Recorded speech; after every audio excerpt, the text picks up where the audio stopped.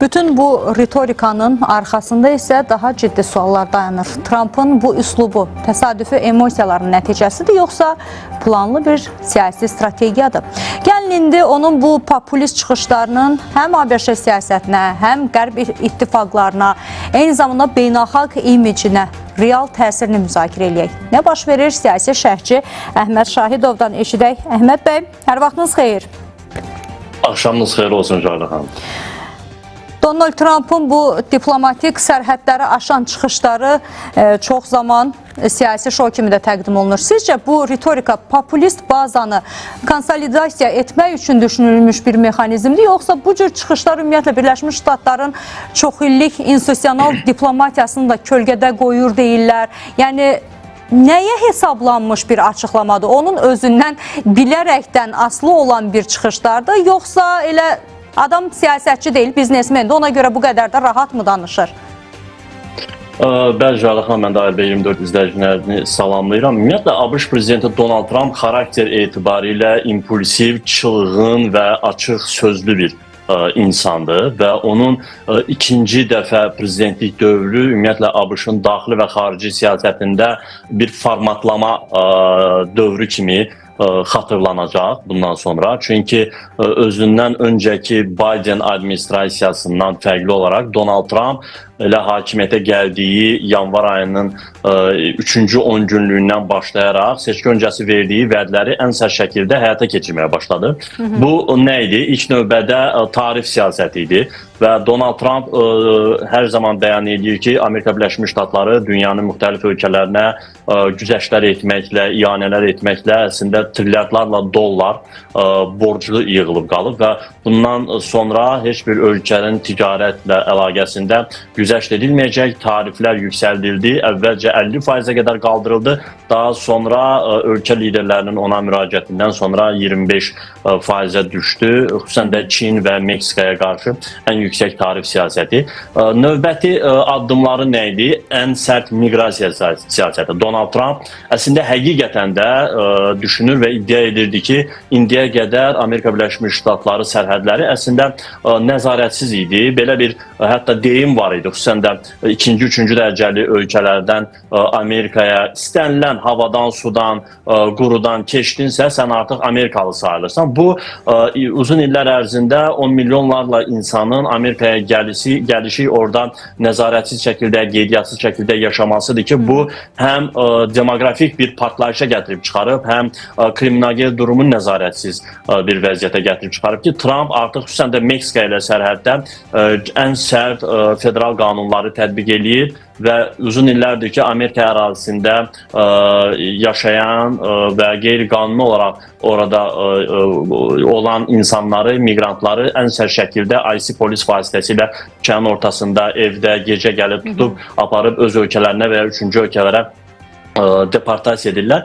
Bu kimi addımlar sadə Amerikalılarda, xüsusən də ağ Amerikalıda, mühafizəkar, evangelist, yəni dindar Amerikalılarda təbii ki, rəğbətlə qarşılanır. Onlar uzun illərdir ki, Amerikada artan kriminogen durumdan çox narahatdır. Bir çox şəhərlər var ki, elə New York'un özündə New York metrosuna girmək ən riskli bir hərəkət sayılır. Orada hər şey baş verə bilər. Məsələn, Baltimore'da, Atlanta'da, Philadelphia'da mən olduğumda çox əcaib bir situasiya idi. Axşam 5-dən 6-dan sonra küçədə gəzmək çox təhlükəlidir. Yəni hər şey hər an baş verə bilər. Elə ən böyük, xüsusən də Kaliforniyada, Los Angeles, San Francisco şəhərlərində gəzmək çox təhlükəlidir. Bu baxımdan Trump'ın bu addımı sadə Amerikalılar tərəfindən rəğbətlə qarşılanır. Amma bir çox siyasət var ki, təbii ki, onun o kobud davranışları, xüsusən də demokratik dəyərlərə zidd siyasəti, bəzi federal idarələrin, qurumların ləğvi, təbii ki, xüsusən də demokrat seçicilərdə və müsəlman sol Amerikalılarda bir qədər qıcıq yaradır. Bunu irqçilik kimi, faşistlik kimi qələmə verirlər. Bunu uzun illərdir Amerikanın demokratik dəyərlərinə zidd bir addım kimi görürlər. Bu baxımdan Donald Trump'ın reytingi bugün hardasa 38-40 faiz civarındadır. Onun bir çox hərəkətləri təbii ki, qəbul olunmur. Bu Amerikanın həm daxildə, həm də beynəlxalq arenada imicini ciddi şəkildə zədələyir.